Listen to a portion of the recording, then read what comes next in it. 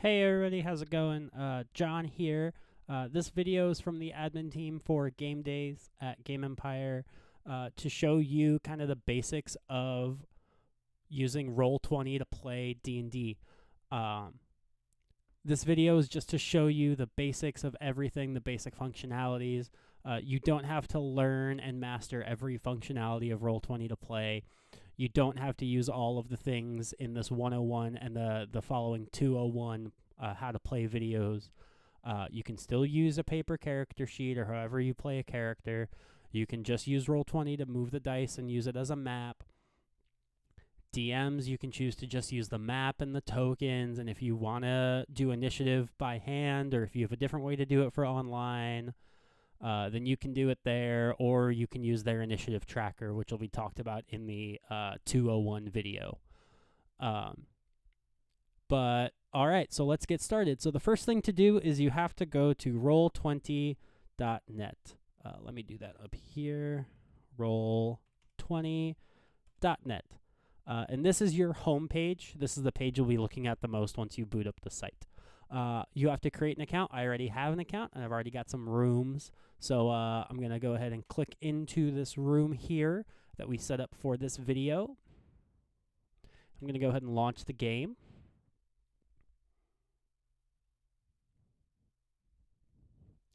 This is a tutorial, so we're not going to play through their tutorial.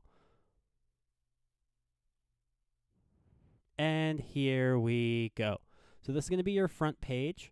The front page, definitely, you can have multiple pages. The front page has the code of conduct. It also has the safety techniques, DMs. Violet will be putting together a video for you on how to use these in this format to make sure that everybody is still feeling safe and feeling welcome at the tables, even though they're no longer meeting in person. Just a few layout things. This is your chat window. Let's go ahead and clear the chat log right now. So this is your chat window. This is your type box. You can, as a DM, you can change who is posting. Like you can say that the adult black dragon is posting, and it's saying who, if I can type today, who goes there. So that way that'll pop up, or you can just keep it always on yourself as the player or the DM or GM. This is where most of your stuff will take place if you're not using a voice program. If you are using a voice program, then you will just be using this to roll dice, really, and to interact with people if they're not having a voice feature.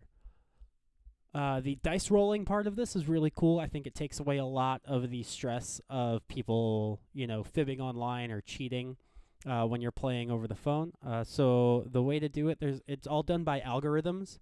So the algorithm for rolling, just let's say you're a rogue and you're attacking with a rapier and you have sneak attack. So it would be \roll space, and you're a rogue, so it's 1d8. Plus 5d6, so it's the number of dice that you're rolling and the kind of dice that you're rolling, and then plus, let's say the modifier for me today is 10. So \roll space 1d8 plus 5d6 plus 10. You hit enter, and it rolls it all for you and gives you a grand total. So that's my damage for that roll. That's how that would work for like a damage roll. For an attack roll, it would be \roll space 1d20 or 2d20 if you're rolling at advantage or disadvantage. There'll be some more complex algorithms posted online in the Discord server later. Plus, say my to hit is 14.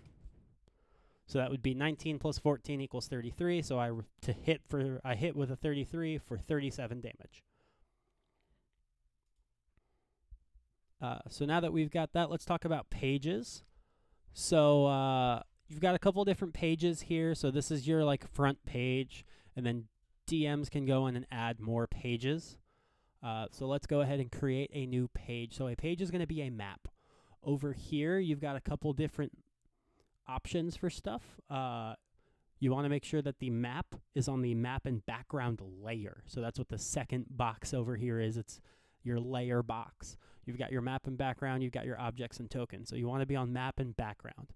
You can import maps into this. So say you're running a mod that has maps like drawn out for you. Like right here, I've got some stuff from 0903. The Hungry Shadows. And so this is like the big Temple of Zariel that they go into at the end of the map. And so you would just click and drag it in. And now you see it makes it really small. Well, you've got these boxes, the little draw out things around it. So you can just take and draw it and make it really big. Make it as big as you need to, and then you can scroll in. And it's actually a pretty good resolution.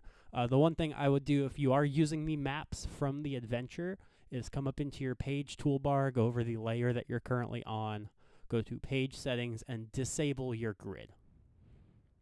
Just because your grid isn't going to line up properly with the map that you're importing. So we're good on that. Now let's go ahead and let's put in some tokens. So let's say that let's go ahead over here. And instead of select move, let's go over here to my pan view. So I can just click and drag around. So let's say back here, we've got some cultists and like a devil that we want to put in there. I think that's what you fight in this mod. So you'd come over here, come to your objects and tokens layer. So that's a different layer than your map and background. So see now, if I go to select move, I can't move the map background at all. So let's go with devil. And you search it here. You've got two different sets of things. We're not going to be looking at premium right now. We're going to be looking at from the web. So this could pass for a cultist devil type thing. So let's take it, scale it down a little bit into our scale. Maybe put it in there, rotate it looking towards the door. Oh, that's a devil. That might be like a passed out devil, but that's still a devil. So maybe he's laying on the table here. Maybe he's getting sacrificed or experimented on. And stuff like that. You can also import your own stuff. That would go into the My library. And as you see here, I've got top floor, bottom floor, and Temple of Zariel already imported. Just the quick stuff for me to just grab and bring in there. This would be done during like your prep time as a DM. The other thing to mention, you can find some really good stuff on Google. If you Google stuff like warehouse D&D map, and you can find some good examples. Another two good resources is Reddit subreddits. So reddit.com/r/battle maps and /r/DND maps are really good resources. On the Discord under DM resources, we'll have a pinned post of map resources with free maps for you to download. And then, so yeah, that's how you would do this. And then you would have your players have their tokens, and they can put them in and control them and all that as well. The next thing would be, let's go ahead and do so say you've got a group and you don't have any maps and you're going to draw them on the fly, or you're going to pre-draw them. So you would do a blank page, you would leave the grid enabled, and you would come over here to either the draw shape or the freehand tool. I prefer the draw shape just because I like my stuff to be like in line, and I like it to be square.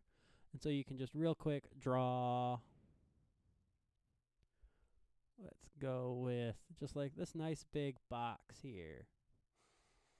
And okay, and so that's the first room, and then maybe we've got like a hallway down this way. And it goes for that long. And then maybe we're going to come into a second room here. It's a little bit smaller. Oh, I didn't put that right on the line. So I would go back into select, move, and I would maybe drag that up to meet where it's supposed to meet. And so that's really the basics of just doing like a quick draw for everything. Oh, but it looks like I messed up and I put that on the objects and tokens layer instead of the map and background layer. So there's no way to just take it. If you right click, you can select which layer things are sitting on. So see, now I can no longer access this. Right click, go to layer, map layer, and it looks like it did both of those. Oh, nope, there's still something here.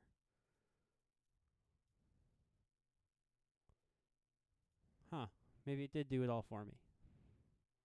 Nope, see, this blacked out, or this grayed out, so I can't hit that anymore.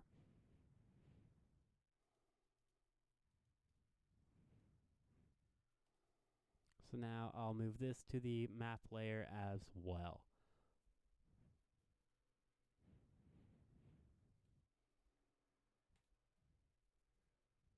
So that's it for this 101 tutorial video.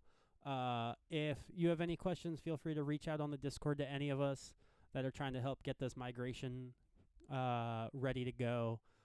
There's a 201 instructional video that'll teach you how to use the initiative tracker to make Roll20 character sheets, how to like roll behind a screen, and etc. So go ahead and check that out, and we hope to see you guys out there. Happy gaming.